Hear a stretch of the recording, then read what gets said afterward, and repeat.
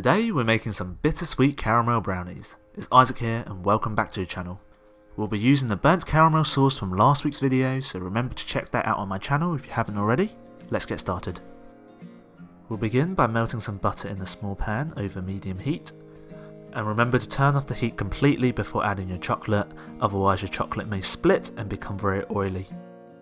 And to make sure the brownie isn't too sweet, we're going to use some dark chocolate chips here to balance out the normal chocolate. You'll find the full list of ingredients and the full write-up in the description down below, but for now, let's keep on mixing until it's nice and smooth.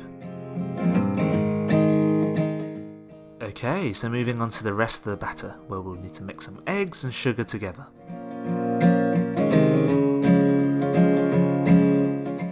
So one of the questions I get asked all the time is how to get that shiny top on brownies. Well, the key is to beat lots of air into the egg and sugar mixture, so keep on going for at least a minute or so until it looks really pale just like this. And once you're happy with the colour, we can move on to adding the chocolate. I recommend doing this slowly, just like you see in the video now, because the chocolate can still be warm or even hot and you don't want it cooking the eggs. Give it a few minutes and it will eventually look like this, where it's nice and silky and smooth. It's time to add our flour, but make sure you pass it through a sieve, because one of the worst things you can have is lumps of flour in your brownies.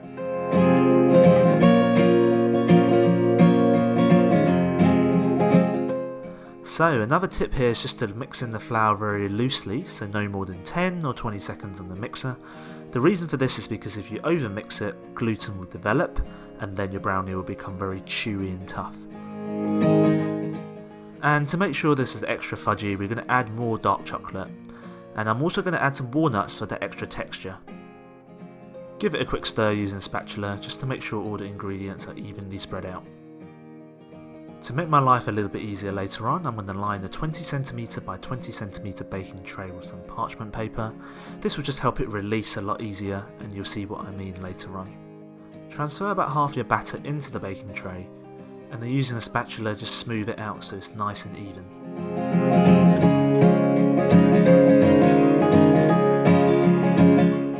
So we're going to make use of the caramel sauce we made last week.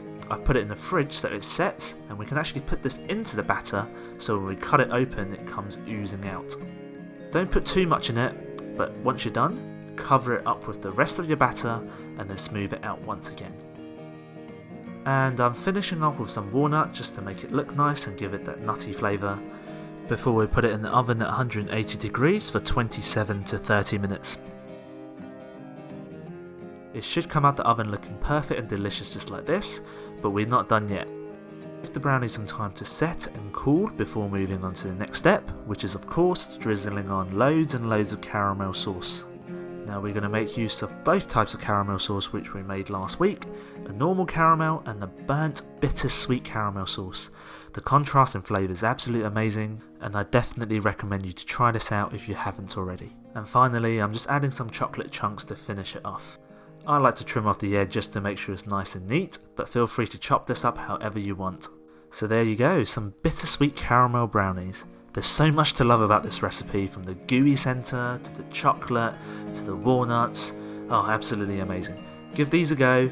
Any questions, let me know, and I'll see you guys in the next one.